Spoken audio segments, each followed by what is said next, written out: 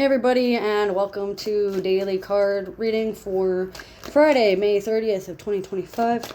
As always with these, take what resonates and leave what doesn't. If you'd like a personalized read, I have a Facebook page called The Mintaka Experience, or you can directly ask me below and we can figure something out. If you feel called, like, comment, share. If you feel called to donate, we have Cash App, Venmo, PayPal, and MetaPay. If you have another program that you want me to download or check into so you can pay or donate, I can do that. Just let me know. And I'm playing with the Disney Villains deck today. So right away we have the Four of Wands. So this is celebration, victories, romantic partnerships, living arrangements that are for everybody's benefit and determination. This can be like a community hall or a roommate or a non-romantic business partner. Metaphysics are very important today, so stay logical when you're doing your meditations. Be practical and reasonable about things. Use your staff wisely in a way, so use your power wisely, use your authority wisely. It looks like there's going to be home life, domain, healthcare, and early childhood education being affected. So the most affected is from birth to second grade. So if you have a kid in that age group or you have traumas from that group, it's best to metamorph and grow and adapt from all of that. This card is a yes card as long as you celebrate and stay grateful and remain abundant and you're not over there trying to gossip and rumor. Rise above the gossip, rise above the rumors, especially for those that have like a red aura or those that work with people that have red, yellow, or blue auras. Audio-visual learners are very prominent today. And it looks like the best way for you to learn is to just act and get out there. Break free of your comfort zone. Protection spells, black magic, banishment, exorcism, love, revenge. Avengers stick out, like the TV show, The Avengers, or the superheroes, The Avengers. Knowing the difference between like fantasy and reality. Like reality TV is not always reality. It looks like you might be putting somebody on a pedestal or prioritizing someone's wants over your needs. So just be aware of how your energy is affected by that, especially for those that are very emotionally driven or those that have a calm demeanor and look tranquil on the outside that could possess a lot of sinister behaviors on the inside. Feathers are very important. Sorcery, Bane magic. Thailand sticks out. And the Taj Mahal specifically. We also have the Seven of Wands reversed.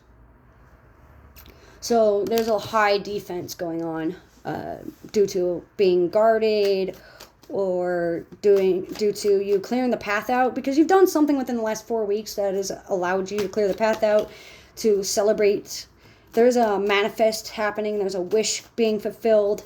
And this is all due to like you're taking the middle ground. Lowbrow humor and healing backwards. Like you're healing from your crown down instead of your root up, which could cause an issue or cause a reaction within like dark feminine people or those that work with dark feminines, like say the Morrigan or the Crone or Lilith. It looks like there's a lot of like centralized logic and centralized thinking running the show today. A lot of like compassion about what they speak about, but little acting on it. Different ways to communicate stick out. Over-reliance on one person or over-reliance on a team of people or over-reliance even on yourself. Ruby red lipstick sticks out for something to watch for. Eye exams. The house in the back kind of reminds me of one of those optometry exams where they test your distance and your depth perception. So this could also be for your metaphysics, testing your clairvoyance, your ability to see, your sight, your premonitions, especially when you are dream walking or planes walking or shadow shifting, as you will. It looks like there is a need to control the situation. There's many different ways you can go. There's 2 different ways that seem plausible right now, but there might be more than that. It looks like there's a lot of deep contemplation that needs to happen, a lot of loss of direction due to high defenses. Your drive and your motivation and your inspiration are what's going to drive you forward today. Being proactive, activism, liberal arts, liberal sciences like economics, history, philosophy, sociology, psychology, world history, history of your soul, history of yourself, history of your spirituality has driven you forward along the path, especially between the hours of 4 a.m. and 7 p.m. And for those that are 4s, 6s, and 7s for life paths, and even 3s. There is a refusal to rest due to overactive imagination or thinking too much or too many spiritual energy resonances going around or electromagnetics. There's a sense of stoicism being refused or avoided because you just don't want to hear what it is due to pride and ignorance and cognitive dissonance. Refusal to rest and sticks out. Like There Ain't No Rest for the Wicked by Cage the Elephant might be very beneficial, which reminds me of like the Borderlands games, like dystopia, steampunk lives, parallel life hunting, synergizing, chaotic energy, order, chaos, structure, organization skills. Organize your thought process. You don't need to act due to the defense, and you're choosing not to act defensively to be able to get what you want. It looks like there's a lack of emotional availability, a lack of trust, and like a lack of